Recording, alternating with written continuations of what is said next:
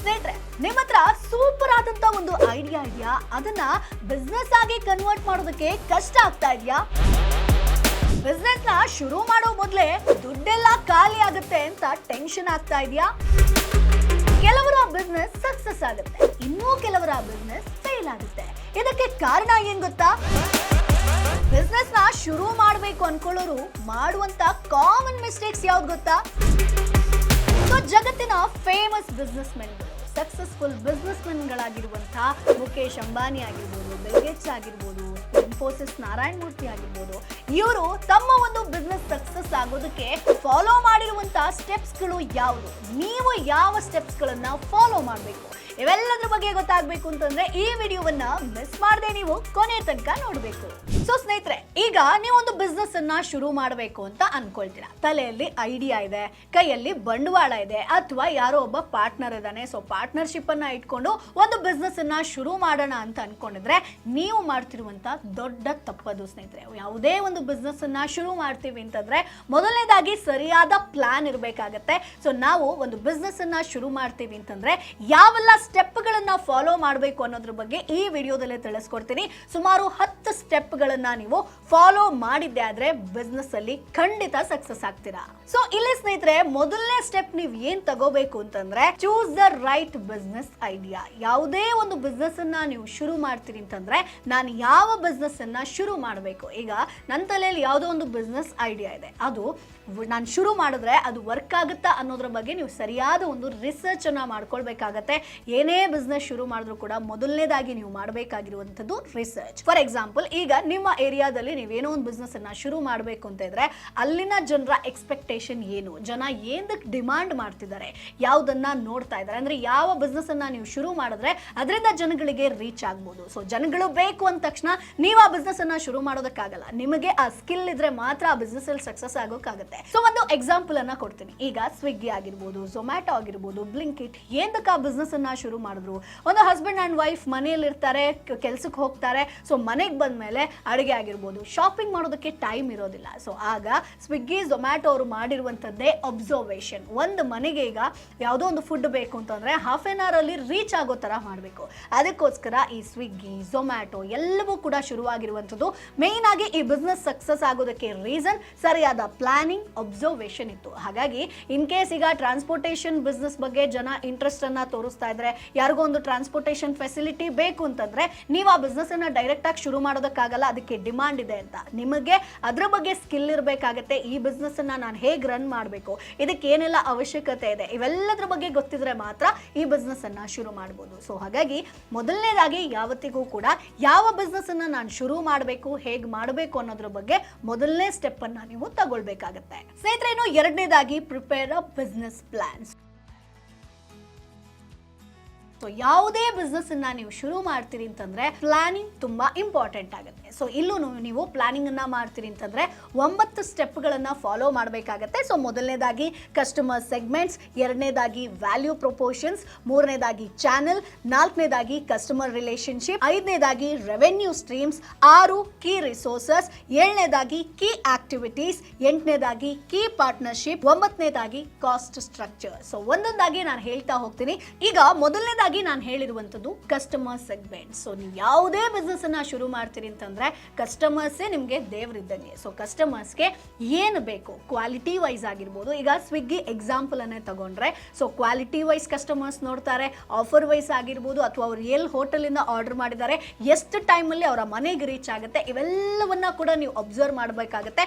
ಒಬ್ಬ ಕಸ್ಟಮರ್ ಏನನ್ನ ಎಕ್ಸ್ಪೆಕ್ಟ್ ಮಾಡ್ತಿದ್ದಾರೋ ಅದನ್ನ ನೀವು ಕೊಡೋದಕ್ಕೆ ಹೋದ್ರೆ, ನೀವು ಕೊಟ್ರೆ ಈ ಒಂದು ಬಿಸ್ನೆಸ್ ಅಲ್ಲಿ ಸಕ್ಸಸ್ ಆಗ್ತೀರಿ. ಇನ್ನು ಎರಡನೇದಾಗಿ ವ್ಯಾಲ್ಯೂ ಪ್ರೊಪೋರ್ಷನ್. ಸೊ ಒಂದು ಫುಡ್ ಅನ್ನ ನೀವು ಡೆಲಿವರಿ ಮಾಡ್ತೀರಿ ಅಂತಂದ್ರೆ, ಕೊಡ್ತೀರಾ ಅಂತಂದ್ರೆ, ಎಷ್ಟು ಕ್ವಾಲಿಟಿಲಿ ಕೊಡ್ತೀರಾ, ಎಷ್ಟು ಕ್ವಾಂಟಿಟಿಲಿ ಕೊಡ್ತೀರಾ, ಸೊ ಎಷ್ಟು ಯುನೀಕ್ ಆಗಿ ಕೊಡ್ತೀರಾ, ಅದ್ರ ಮೇಲೆ ಡಿಪೆಂಡ್ ಆಗಿರುತ್ತೆ. ಸೊ ಈಗ ನಾವು ಫಾರ್ ಎಕ್ಸಾಂಪಲ್ ಇತ್ತೀಚೆಗೆ ನಾವು ನೋಡ್ತಾ ಇರ್ಬೋದು, ಯಾವುದೇ ಫುಡ್ಗಳನ್ನ ನಾವು ಆರ್ಡರ್ ಮಾಡ್ತೀವಿ ಅಂತಂದ್ರೆ ಒಂದು ಫುಡ್ ಜೊತೆಗೆ ಇನ್ನೊಂದೇನೋ ಗಿಫ್ಟ್ ತರ ನಮಗೆ ಬರೋದಾಗಿರ್ಬೋದು, ಅಥವಾ ಆ ಫುಡ್ ಅಲ್ಲಿ ಟೇಸ್ಟ್ ವೈಸ್ ಆಗಿರ್ಬೋದು, ಒಂದು ಲೆಟರ್ಗಳು ಬರೋದಾಗಿರ್ಬೋದು. ಈ ರೀತಿಯಾಗಿ ಯುನೀಕ್ ಆಗಿ ನೀವು ಮಾಡಿದಾಗ ಕಸ್ಟಮರ್ಸ್ ಮತ್ತೆ ನಿಮ್ಮ ಜೊತೆಗೆ ಕಾಂಟ್ಯಾಕ್ಟ್ ಆಗ್ತಾರೆ. ಮಾಡ್ತಾರೆ, ಮತ್ತೆ ಆರ್ಡರ್ಗಳನ್ನು ಮಾಡ್ತಾರೆ. ಸೊ ಆ ಒಂದು ಬಿಸ್ನೆಸ್ ಪ್ಲಾನ್ ಅಂತ ಬಂದಾಗಲೂ ಕೂಡ ನೀವು ವ್ಯಾಲ್ಯೂ ಪ್ರಪೋರ್ಷನ್ ಬಗ್ಗೆ ಕೂಡ ಥಿಂಕ್ ಮಾಡಬೇಕಾಗತ್ತೆ. ಇನ್ನು ಚಾನೆಲ್ ಸ್ನೇಹಿತರೆ, ಸೊ ಫಾರ್ ಎಕ್ಸಾಂಪಲ್ ಈಗ ಸ್ವಿಗ್ಗಿ ಒಂದು ಎಕ್ಸಾಂಪಲ್ ಅನ್ನೇ ತಗೋತೀವಿ ಅಂತಂದ್ರೆ, ಈಗ ನೀವು ಏನೇ ಒಂದು ಫುಡ್ ಅನ್ನ ಪ್ರಿಪೇರ್ ಮಾಡ್ತೀರಿ ಅಂತಂದ್ರೆ ಕಸ್ಟಮರ್ಸ್ಗೆ ಹೇಗೆ ರೀಚ್ ಮಾಡ್ತೀರಾ? ಸೊ ನಿಮ್ಮ ಒಂದು ಡೋರ್ ಸ್ಟೆಪ್ ಆಗಿರ್ಬೋದು, ಅಥವಾ ಡೈರೆಕ್ಟ್ ನೀವೇ ಹೋಗಿ ಆರ್ಡರ್ ಕೊಡೋದಾಗಿರ್ಬೋದು, ಅಥವಾ ಬೇರೆಯವ್ರ ಥ್ರೂ ಕೊಡೋದಾಗಿರ್ಬೋದು, ಆನ್ಲೈನ್ ಥ್ರೂ ಹೋಗಿರ್ಬೋದು. ಈ ರೀತಿಯಾಗಿ ಚಾನೆಲ್ಸನ್ನು ನೀವು ಸೆಟ್ ಮಾಡಬೇಕಾಗತ್ತೆ. ಹೇಗೆ ನಾನು ಯಾವುದೇ ಒಂದು ಫುಡ್ ಆಗಿರ್ಬೋದು, ಗಿಫ್ಟ್ ಐಟಮ್ಸ್ನ ಹೇಗೆ ನಾನು ಡೆಲಿವರ್ ಮಾಡ್ತೀನಿ, ಎಷ್ಟು ಟೈಮಲ್ಲಿ ಮಾಡ್ತೀನಿ ಅನ್ನುವಂಥದ್ದು ಅದು ಕೂಡ ನೋಡ್ಕೊಳ್ಬೇಕು. ಇನ್ನು ಕಸ್ಟಮರ್ ರಿಲೇಷನ್ಶಿಪ್, ಸೊ ಯಾವುದೇ ಬಿಸ್ನೆಸ್ ಸಕ್ಸಸ್ ಆಗಬೇಕು ಅಂತಂದ್ರೂ ಕೂಡ ಕಸ್ಟಮರ್ ಜೊತೆಗೆ ನೀವು ಚೆನ್ನಾಗಿರಬೇಕಾಗತ್ತೆ.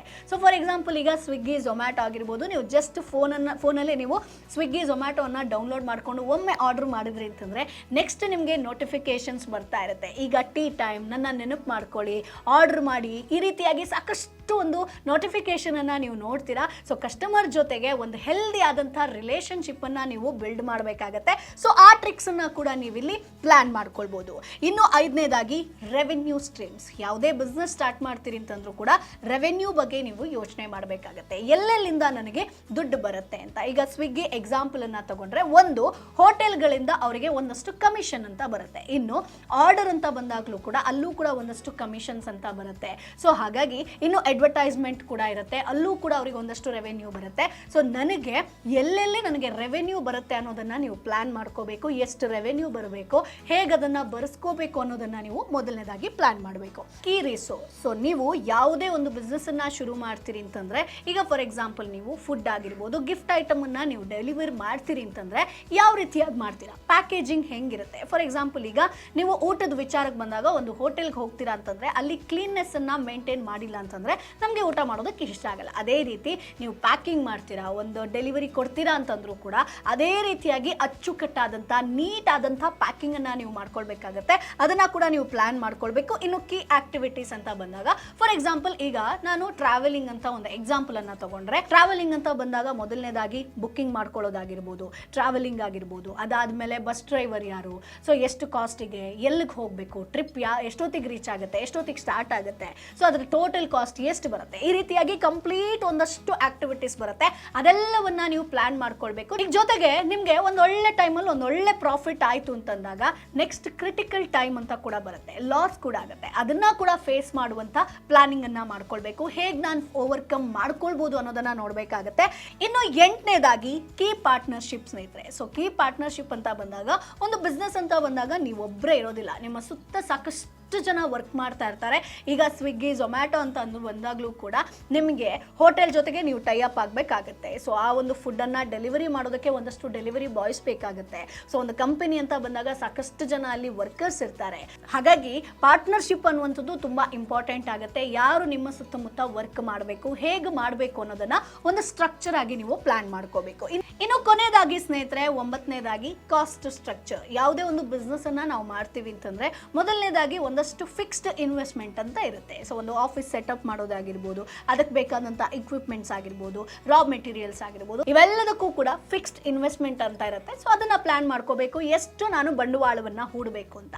ಅದಾದ್ಮೇಲೆ ವೇರಿಯೇಬಲ್ಸ್, ಈಗ ತಿಂಗಳ ಒಂದಷ್ಟು ಚೇಂಜಸ್ ಮಾಡೋದಾಗಿರ್ಬೋದು, ಬೇಕಾದಂಥ ಮೆಟೀರಿಯಲ್ಸ್ ತರಬೇಕು, ಇವೆಲ್ಲದಕ್ಕೂ ಕೂಡ ಒಂದಷ್ಟು ಖರ್ಚು ಬಿಡುತ್ತೆ. ಸೊ ಹಾಗಾಗಿ ಕಾಸ್ಟ್ ಆಫ್ ಸ್ಟ್ರಕ್ಚರ್, ಎಷ್ಟು ನನಗೆ ದುಡ್ಡು ಬೇಡುತ್ತೆ, ಎಷ್ಟು ಬಂಡವಾಳ ನಾನು ಹಾಕಬೇಕಾಗತ್ತೆ, ತಿಂಗಳಾಗಿರ್ಬೋದು, ವರ್ಷ ಆಗಿರ್ಬೋದು, ವಾರಕ್ಕಾಗಿರ್ಬೋದು, ಅವೆಲ್ಲವನ್ನ ನೀವು ಡಿವೈಡ್ ಮಾಡ್ತಾ ಬರಬೇಕಾಗತ್ತೆ. ಸೊ ಹಾಗಾಗಿ ಯಾವುದೇ ಒಂದು ಬಿಸ್ನೆಸ್ ಅನ್ನ ಶುರು ಮಾಡ್ತೀರಿ ಅಂತಂದ್ರೆ ಪ್ಲಾನಿಂಗ್ ಅಂತ ಬಂದಾಗ ಈ 9 ಸ್ಟೆಪ್ಗಳನ್ನು ನೀವು ಫಾಲೋ ಮಾಡೋದು ತುಂಬಾ ಇಂಪಾರ್ಟೆಂಟ್.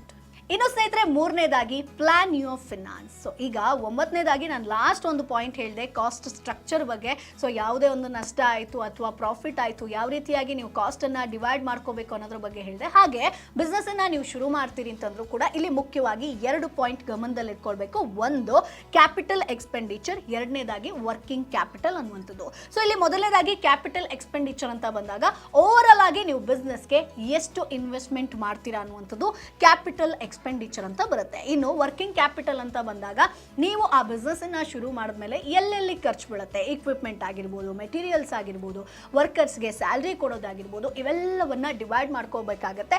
ಸೊ ಬಿಸ್ನೆಸ್ಸಲ್ಲಿ ಒಂದು ಮಾತಿದೆ, B prepare for your worst ಅಂತ. ಅಂದರೆ ಪ್ರಾಫಿಟ್ ಬಂದಾಗ ನಾವು ಸಿಕ್ಕಾಪಟ್ಟೆ ಖುಷಿ ಪಡ್ತೀವಿ, ಹೌದು. ಅದೇ ರೀತಿಯಾಗಿ ಲಾಸ್ ಆಯಿತು ಅನ್ನೋಗ್ಲೂ ಕೂಡ ಅದನ್ನು ಫೇಸ್ ಮಾಡೋದಕ್ಕೆ ನಾವು ರೆಡಿ ಇರಬೇಕು. ಎಮರ್ಜೆನ್ಸಿ ಫಂಡ್ ಅನ್ನುವಂಥದ್ದು ಯಾವತ್ತಿಗೂ ಕೂಡ ನಾವು ಕ್ರಿಯೇಟ್ ಮಾಡ್ಕೊಂಡಿರಬೇಕಾಗತ್ತೆ. ಫಾರ್ ಎಕ್ಸಾಂಪಲ್, ಈಗ ಒಂದು ಬೇಕರಿ ಬಿಸ್ನೆಸ್ಸನ್ನು ನೀವು ಶುರು ಮಾಡ್ತೀರಿ ಅಂತ ಅನ್ನಿ. ಸೊ ಬೇಕರಿ ಬಿಸ್ನೆಸ್ ಅಂತ ಬಂದಾಗ ಇನಿಷಿಯಲ್ ಸೆಟಪ್ ಅಂದರೆ ಮೆಟೀರಿಯಲ್ ಆಗಿರ್ಬೋದು, ಲೈಸೆನ್ಸ್ ಆಗಿರ್ಬೋದು, ಇವೆಲ್ಲದಕ್ಕೂ ಕೂಡ ಸುಮಾರು 5 ಲಕ್ಷ ನೀವು ಖರ್ಚು ಮಾಡ್ಕೊಳ್ಬೇಕಾಗತ್ತೆ.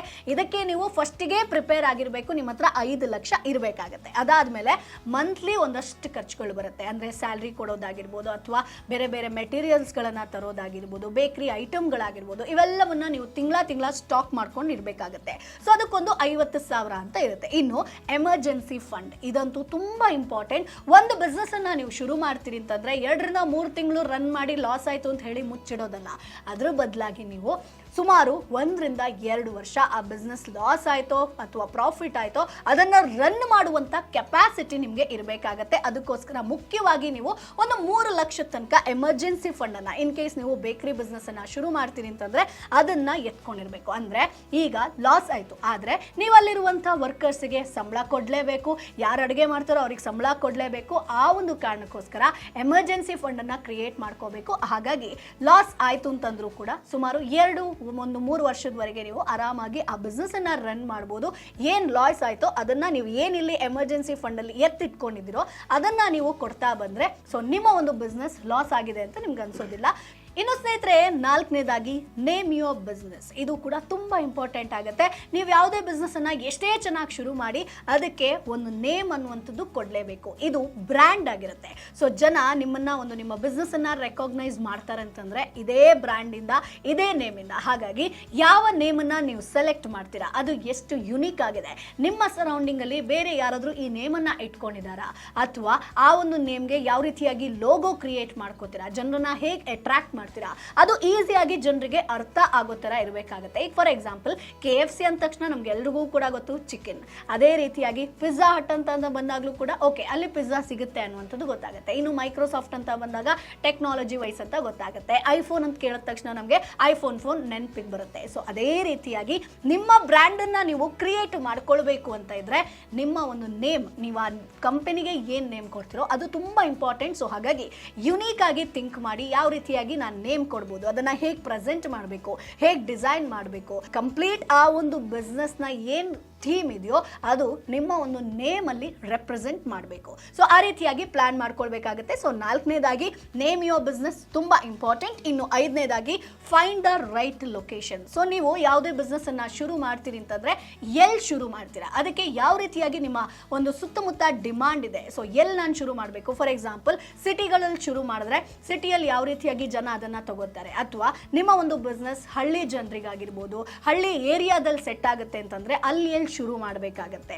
ಸೊ ಯಾವ ಸ್ಪೇಸಲ್ಲಿ ಶುರು ಮಾಡಬೇಕು, ಲೊಕೇಶನ್ ಅನ್ನುವಂಥದ್ದು ತುಂಬ ಇಂಪಾರ್ಟೆಂಟ್ ಆಗುತ್ತೆ. ಎಷ್ಟೇ ಚೆನ್ನಾಗಿ ನೀವು ಆ ಒಂದು ಕಂಪನಿನ ರೆಡಿ ಮಾಡಿ, ಅಥವಾ ಈಗ ಒಂದು ಫುಡ್ ಅಂತ ಬಂದಾಗ ಹೋಟೆಲನ್ನು ಎಷ್ಟೇ ಚೆನ್ನಾಗಿ ಡೆಕೋರೇಟಿವ್ ಆಗಿರ್ಬೋದು, ನೇಮ್ ವೈಸ್ ಆಗಿರ್ಬೋದು, ಪ್ಲಾನ್ ಸೂಪರ್ ಎಲ್ಲವೂ ಕೂಡ ಆಯಿತು ಅಂತಂದರೆ ಎಲ್ಲೋ ಒಂದು ಮೂಲೆ ಹೋಗಿ ನೀವು ಹೋಟೆಲ್ ಬಿಸ್ನೆಸ್ಸನ್ನು ಶುರು ಮಾಡ್ತೀರಿ ಅಂತಂದರೆ ಜನ ಬರಲ್ಲ.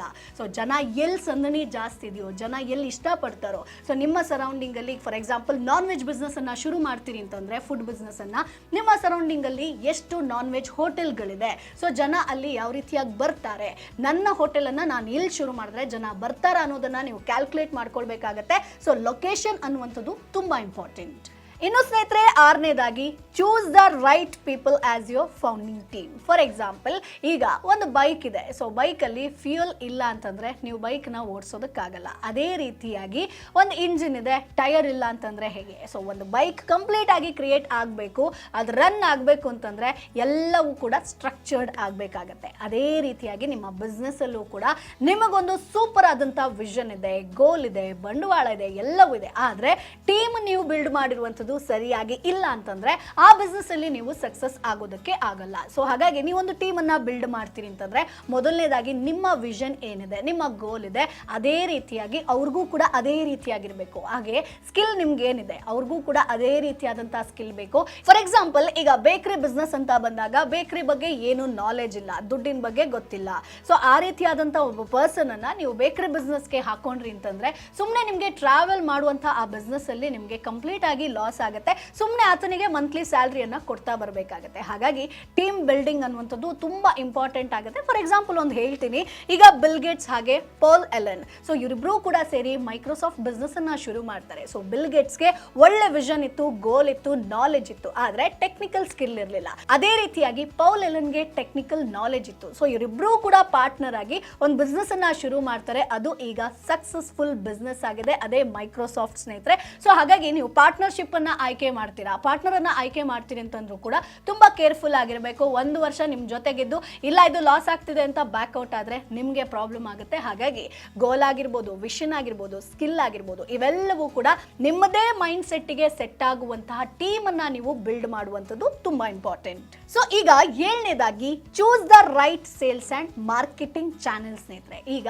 ಒಂದು ಬಿಸ್ನೆಸ್, ಕ್ಲೋತಿಂಗ್ ಬಿಸ್ನೆಸ್ ಅಂತ ಹೇಳ್ಬೋದು, ಬಟ್ಟೆ ಬಿಸ್ನೆಸ್ ಬಗ್ಗೆ ನಾನು ಒಂದು ಎಕ್ಸಾಂಪಲ್ ಅನ್ನ ಕೊಡ್ತೀನಿ. ಬಟ್ಟೆನ ರೆಡಿ ಮಾಡಿದಿರಾ, ಸ್ಟಾಕ್ ಇದೆ, ಎಲ್ಲವೂ ಇದೆ, ಆದ್ರೆ ಅದನ್ನ ಜನರಿಗೆ ಹೇಗೆ ರೀಚ್ ಮಾಡಿಸ್ತೀರಾ ಅನ್ನುವಂಥದ್ದು ಇಲ್ಲಿ ತುಂಬಾ ಇಂಪಾರ್ಟೆಂಟ್ ಆಗುತ್ತೆ. ಈಗ ನೀವು ಇನ್ಸ್ಟಾಗ್ರಾಮ್ ಆಗಿರ್ಬೋದು, ಸೋಷಿಯಲ್ ಮೀಡಿಯಾದಲ್ಲಿ ನೋಡ್ಬೋದು, ಯಾವುದೇ ಸಾರಿ ಆಗಿರ್ಬೋದು, ಬಟ್ಟೆ ಆಗಿರ್ಬೋದು, ಇದಕ್ಕೆ ಮೇನ್ ಪ್ರಮೋಷನ್ ಅಂತಂದ್ರೆ ಸೆಲೆಬ್ರಿಟಿಗಳು, ಅವರು ಧರಿಸುವಂತ ಬಟ್ಟೆ ಆಗಿರ್ಬೋದು, ಅವ್ರು ಕೊಡುವಂತ ಫೀಡ್ಬ್ಯಾಕ್ ಆಗಿರ್ಬೋದು, ಅವ್ರು ಹೇಳುವಂತ ಆಫರ್ ಆಗಿರ್ಬೋದು, ಇವೆಲ್ಲವೂ ಕೂಡ ತುಂಬಾ ಅಟ್ರಾಕ್ಟಿವ್ ಆಗಿರುತ್ತೆ. ಆಗ ನಾವೇನ್ ಮಾಡ್ತೀವಿ, ಆ ಅಂಗಡಿಗೆ ಹೋಗಿ ಪರ್ಚೇಸ್ ಮಾಡ್ತೀವಿ. ಮುಂಚೆಲ್ಲ ಏನಿತ್ತು, ನ್ಯೂಸ್ ಪೇಪರು ಅದು ಇದಿತ್ತು. ಬಟ್ ಈಗ social media, online platform, e ಕಾಮರ್ಸ್ಗಳು ಹೆಚ್ಚಾಗ್ತಾ ಇದೆ. ಇದರಿಂದ ಒಳ್ಳೆ ಪ್ರಮೋಷನ್ ಅನ್ನ ನೀವು ಮಾಡ್ಕೊಳ್ಬಹುದು. ಸೊ ನೀವು ಯಾವುದೇ ಒಂದು ಬಟ್ಟೆಯನ್ನ ತಯಾರಿಸ್ತೀರಾ, ಅದನ್ನ ಹೇಗೆ ಸೇಲ್ ಮಾಡ್ತೀರಾ ಅನ್ನುವಂಥದ್ದು ತುಂಬಾ ಇಂಪಾರ್ಟೆಂಟ್. ಅಂದ್ರೆ ಅಡ್ವರ್ಟೈಸಿಂಗ್ ಅನ್ನುವಂಥದ್ದು ಇಲ್ಲಿ ಇಂಪಾರ್ಟೆಂಟ್ ಆಗುತ್ತೆ. ಬ್ಯಾನರ್ ಮುಖಾಂತರ ಆಗಿರ್ಬೋದು, ಸೋಷಿಯಲ್ ಮೀಡಿಯಾದಲ್ಲಿ ವಿಡಿಯೋ ಮಾಡೋ ಮುಖಾಂತರ ಆಗಿರ್ಬೋದು, ಪ್ರಮೋಷನ್ ಆಗಿರ್ಬೋದು, ಈ ರೀತಿಯಾದಂಥ ಆಪ್ಷನ್ ಅನ್ನ ನೀವು ನೋಡ್ಕೊಳ್ಬೇಕು. ಹೇಗೆ ನನ್ನ ಒಂದು ಕ್ಲೋತಿಂಗ್ ಬ್ರ್ಯಾಂಡ್ ಅನ್ನ ಜನರಿಗೆ ಹೇಗೆ ಪರಿಚಯಿಸೋದು, ಜನರನ್ನ ಹೇಗೆ ಅಟ್ರಾಕ್ಟ್ ಮಾಡೋದು ಅನ್ನೋದನ್ನ ನೀವಿಲ್ಲಿ ಮೊದಲನೇದಾಗಿ ತಿಳ್ಕೊಳ್ಬೇಕು. ಇನ್ನು ಸ್ನೇಹಿತರೆ, 8ನೇದಾಗಿ choose the right CRM tech platform. ಈಗ ನಾವು ಯಾವುದೇ ಒಂದು ಬಿಸ್ನೆಸ್ ಅನ್ನ ರನ್ ಮಾಡ್ತೀವಿ ಅಂತಂದ್ರೆ ನಮಗೆ ಟೆಕ್ನಿಕಲ್ ಪಾರ್ಟ್ ಬಗ್ಗೆ ಕೂಡ ಸಾಕಷ್ಟು ಪ್ರಮಾಣದಲ್ಲಿ ಗೊತ್ತಿರಬೇಕಾಗತ್ತೆ. ಈಗ ನಮ್ಮ ಹಾಗೆ ನಮ್ಮ ಕಸ್ಟಮರ್ ನಡುವೆ ಇರುವಂತಹ ಈ ಒಂದು ಟೆಕ್ ಪ್ಲಾಟ್ಫಾರ್ಮ್, ಫಾರ್ ಎಕ್ಸಾಂಪಲ್ ಈಗ ಹಬ್ಸ್ಪಾಟ್ ಆಗಿರ್ಬೋದು ಅಥವಾ ಝೋಹೋ ಆಗಿರ್ಬೋದು, ಫ್ರೆಶ್ ಸೇಲ್ಸ್, ಇವುಗಳ ಮುಖಾಂತರ ನೀವು ಕಸ್ಟಮರ್ ಡಾಟಾ ಆಗಿರ್ಬೋದು, ಅವರ ಸರ್ವಿಸಸ್ ಆಗಿರ್ಬೋದು, ಇವೆಲ್ಲವನ್ನ ಕಲೆಕ್ಟ್ ಮಾಡ್ಕೊಳ್ಬೋದು. ಇದು ಕೂಡ ನಿಮ್ಮ ಒಂದು ಬಿಸ್ನೆಸ್ಗೆ ತುಂಬಾ ಹೆಲ್ಪ್ಫುಲ್ ಆಗುತ್ತೆ. ಸೊ ಕಸ್ಟಮರ್ಸ್ ನಿಮ್ಮಿಂದ ಎಷ್ಟು ಬಾರಿ ಪ್ರಾಡಕ್ಟ್ ಅನ್ನ ತಗೊಂಡಿದ್ದಾರೆ ಅಥವಾ ಬೇರೆಯವರಿಂದ ಎಷ್ಟು ಪ್ರಾಡಕ್ಟ್ ಅನ್ನ ತಗೊಂಡಿದ್ದಾರೆ, ಅವ್ರು ಏನ್ ಎಕ್ಸ್ಪೆಕ್ಟ್ ಮಾಡ್ತಾರೆ, ಏನ್ ಸರ್ಚ್ ಮಾಡ್ತಾ ಇದ್ದಾರೆ, ಇವೆಲ್ಲದರ ಬಗ್ಗೆ ನಿಮಗೆ ಇನ್ ಡೀಟೇಲ್ ಆಗಿ ಇಲ್ಲಿ ಗೊತ್ತಾಗುತ್ತೆ. ಸೊ ಹಾಗಾಗಿ ಇವುಗಳ ಥ್ರೂ ಕೂಡ, ಅಂದ್ರೆ ಟೆಕ್ನಿಕಲ್ ಥ್ರೂ ಕೂಡ ನೀವು ನಿಮ್ಮ ಬಿಸ್ನೆಸ್ ಅನ್ನ ಸ್ಟ್ರಾಂಗ್ ಆಗಿ ಬಿಲ್ಡ್ ಮಾಡ್ಕೋಬಹುದು.